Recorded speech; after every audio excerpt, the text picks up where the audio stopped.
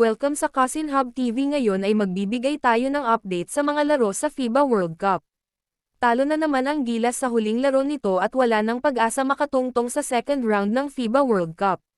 Matapos matalo sa Italy sa iskor na 90-83, nanguna para sa mga Italyano si Fontecchio na may 18 points sa hugpa ang 6 boards and 1 assist. Nainalalayan nila Ricci at Tonot na may 14 and 13 points respectively. Na tinapos ang classification round na may 0-3 kartada habang pumasok na sa second round ang Italy tanga ng 2-win 1 losses card kasama ang Group A leader Dominican Republic.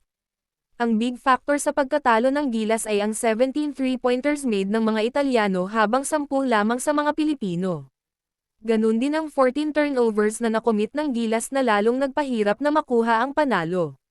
Talagang sistema na ang problema ng ating pangbansang koponan at mas lalong dadami na naman ang basher nito ni Coach Chot Reyes. Pero give credit parents sa ating Gilas Pilipinas na lumaban naman kaso talagang hindi naaayon sa atin ang kapalaran manalo. Lalo na't maganda ang ating future dahil maraming batang manlalaro tulad nila kay Soto at AJ Edo, ganun din si Renz Abando na talagang nagpakita ng kanilang laro para sa bansa.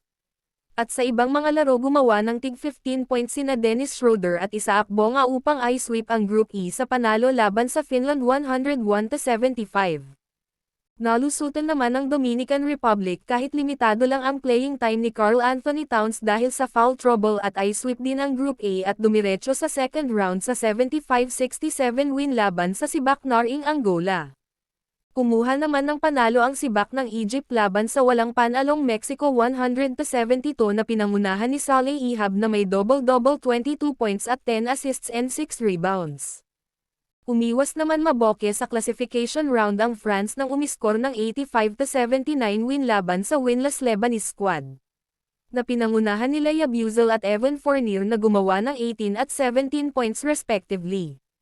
Pinatahimik naman ng Australia ang crowd sa Japan nang talunin ito sa iskor na 109-89 na pinangunahan nila Josh Giddey na may 26 points at Xavier Cooks na umiskor ng 24 points sa hugpa ang 16 rebounds. Para sa pumasok sa second round sa record na 2-1 at ibagsak ang Japan sa 1-2 record na ayang 33 points ni Josh Hawkinson at Yuta Watanabe 24 points para sa mga Hapon. Swinip naman ng Lithuania ang Group D nang umiskor at ibigay ang isang talo ng Montenegro sa score na 91-71 nanguna sa kanila SI Jokovic na umiskor ng 19 points 5 boards at 6 assists. Na tinulungan nila Kuzmanskas Valanciunas at Brasdeikis na umiskor ng 15-11 at 10 points respectively na ayang naman ang 19 points ni Nikola Vucevic para sa Montenegro. Tinambakan naman ng Canada ang Latvia at i-sweep ang classification round sa pamamagitan ng 101-75 win. Na pinangunahan ni Shai Gilgeous-Alexander na may 27.6 rebounds and 6 assists na tinulungan nila RJ Barrett at Kelly Olynyk 22 and 15 points respectively.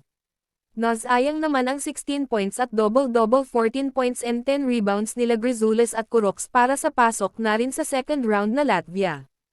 At ayan po ang ating FIBA World Cup recap. Kung nagustuhan nyo po ang aking video, baka pwedeng makahingi ng like, pa-share and pa-subscribe na rin po. Maraming salamat po. God bless everyone.